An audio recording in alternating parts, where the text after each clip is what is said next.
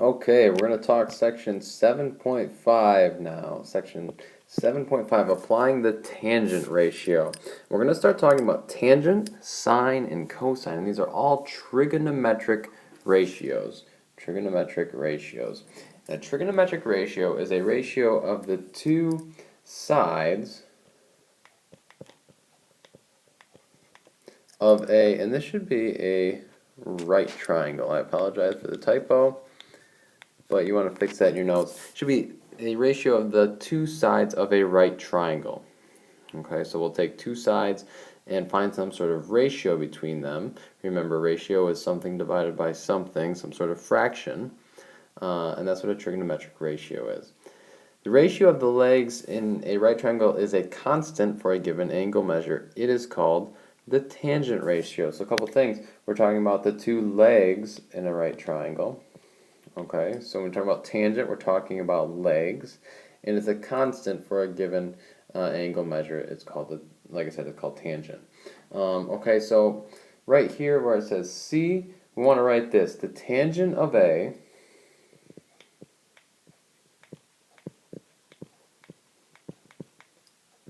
it's written tangent A equals the leg opposite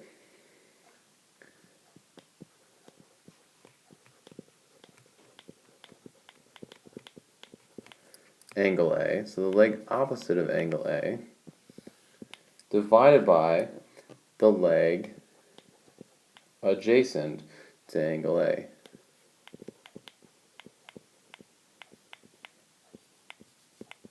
Okay, so when we talk about tangent, we say tangent of angle, tangent of A, or tangent of angle A.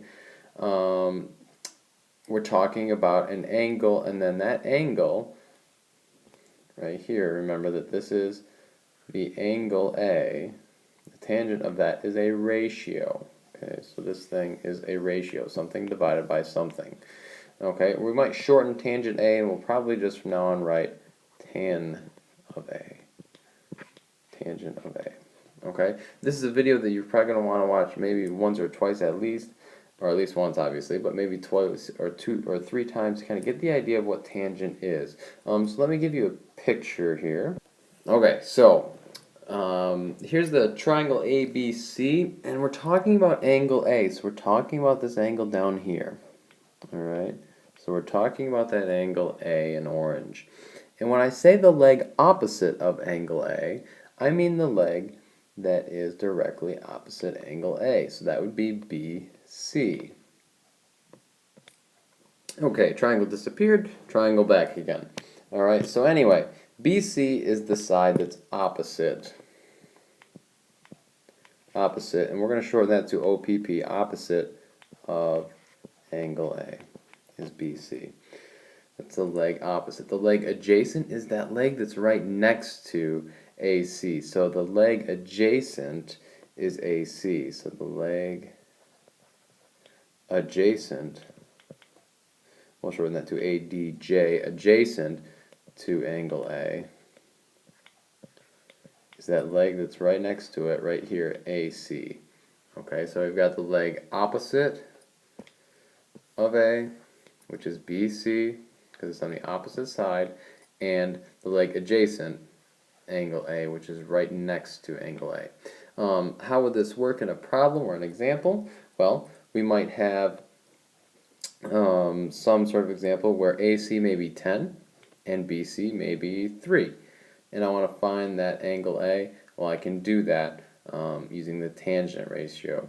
And we'll do some examples like that in a little bit. So, like I said, you may want to kind of buzz through this one again to kind of make sure that you've caught everything, but that's the basics of tangent.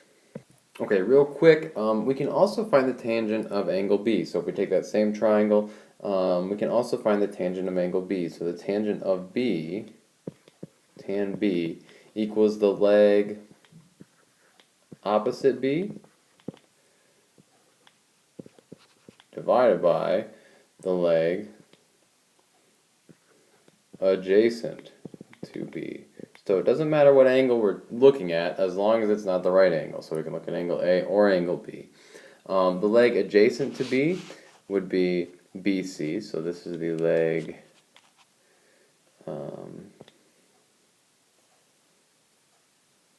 sorry guys, I don't know why my triangle keeps disappearing, but anyway, this is the leg that is adjacent, leg adjacent to B. Okay, right here, so BC is the leg adjacent because, once again, it's right next to angle B. The leg opposite is going to be, well, the leg on the opposite side of angle B. So AC is the leg opposite of B. We might even write that in this example, the leg opposite B would be AC divided by leg adjacent, which is BC. Okay, in this one, we want to find the tangent of S and the tangent of R. We don't want to find the angles yet. We just want to find tan S and tan R. Remember that the tangent of S, equals the side opposite, or the leg opposite of angle S, divided by the leg adjacent to angle S. So let's figure out first what I'm talking about here. The leg opposite of S, well, that's going to be, if I look at angle S here, that's going to be whatever leg is on the opposite side. Well, it looks like that's TR, which is 80. Okay, so that leg opposite is 80, so let's write that in there. Tangent of S equals 80, right, the top number here, the opposite, divided by the side adjacent to S. Well, the leg adjacent to S, right, not 82, because 82 is the hypotenuse. We want the side, or the leg adjacent, which, so it's got to be a leg and adjacent. That's going to be ST, which is 18. Alright, so this is tangent of S equals 80 divided by 18, which equals about 4.4 repeating. And that's it. To find tangent of S, that's all I have to do. Plug that stuff in and just do a little bit of, maybe punch that into your calculator and get down to 4.4. Okay. Next, I want to find the tangent of R. And the tangent of R is going to equal, once again, the opposite of R divided by the adjacent of angle R. Okay, so let's just plug everything in. Once again, I'm looking at R here in orange. Okay, looking at R in orange, I want the leg opposite. Well, the leg opposite of R, that's going to be this one here, 18. Okay, and the leg adjacent is going to be the one next to it, which is 80.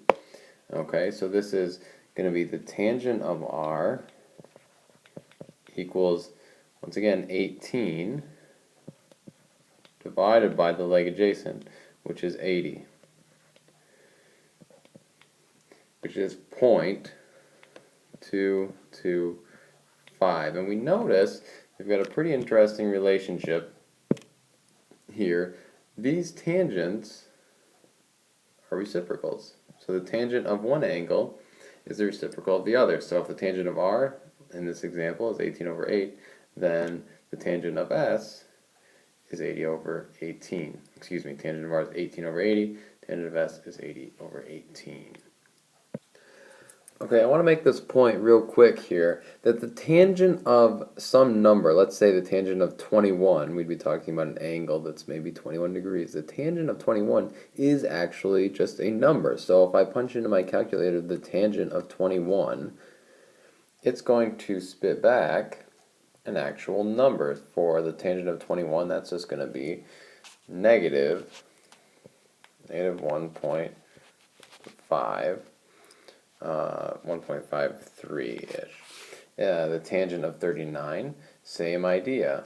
We can just punch that into the calculator, and that's going to give us 3.61. These are just numbers. The tangent of 86, that's going to give us 2.4, 2.41. Right, so when we use these, we can just punch this stuff into our calculator, and use it to find side lengths, and I'll show you in the next example what I mean by that. Okay, in this example, I just want to find x. So I'm given a triangle here, and this time I'm given an angle measure. Now I'm going to use tangent, and real quick, the way that I know I'm going to use tangent, aside from the fact that this is the section on tangent, I know I'm going to use tangent because I'm using these two legs. Remember, tangent is a ratio of the legs. I know nothing about the hypotenuse, I'm not going to use it. I'm using the ratio of the two legs, so I'm going to use tangent to find x. Okay, so I just need to set up an equality to find x. And remember that my tangent cannot use the 90-degree angle. We have to use one of the smaller angles. Well, I'm given 32, so why don't we use that angle? So we'll take the tangent of 32, and that is going to equal the leg opposite, which is going to be 11, divided by the leg adjacent, which is x. Okay, so I've set up tangent of 32 equals 11 over x. Remember, tangent of 32 is just a number, so don't worry about that tan thing. That's just a number. We don't want to estimate it yet. Okay, so I know you could put that into your calculator, but we don't want to estimate it yet because we'll lose accuracy. To solve this thing, I'm going to have to solve this thing for x, I'm going to have to get x by itself. To do that, I'm going to have to multiply both sides by x. Okay, so when I multiply both sides by x, the x's will drop out on the right, and I'll be left with 11 equals x times the tangent of 32. Okay, remember the tangent of 32 is just a number. To solve for x then, I just have to divide both sides by the tangent of 32. Divided by the tangent of 32. Okay, tangent of 32's drop out over here, and I'm left with x equals 11 over the tangent of 32. Okay, and I think that you get down to, that is approximately 17.6, somewhere around there. If you're doing tangent of 32 or you did those previous examples, you got really weird numbers, check and make sure that if you're using a graphing calculator, that your graphing calculator is in degree mode. If it's in radian mode, you're going to have problems. So check with me tomorrow in class if you're a little bit confused as to why you might be getting goofy numbers on your graphing calculator. Anyway, so this is how we find x. X is 17.6 degrees. I'm sorry, not degrees. X is just 17.6. Okay, this is kind of a real-world example here.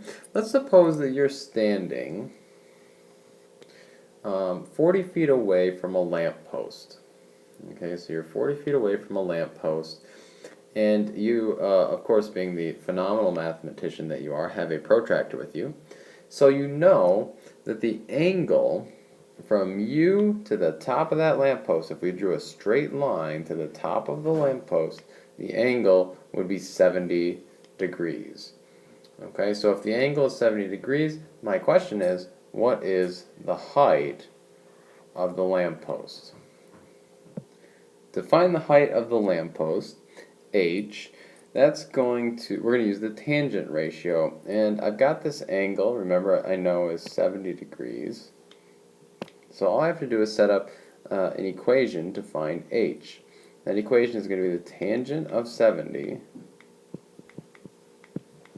equals h divided by 40. Remember, h is my opposite and 40 is my adjacent. So to find h, all I have to do now, this is a little bit simpler than the last example, all I have to do is multiply both sides by 40. Okay, so 40, okay, so 40 times tangent of 70, remember tangent of 70 is just a number, so on the right, the 40s drop out, h equals 40 times the tangent of 70, and you can just punch that into your calculator, and you should get down to the height is about 109.9 feet. That's one tall lamppost.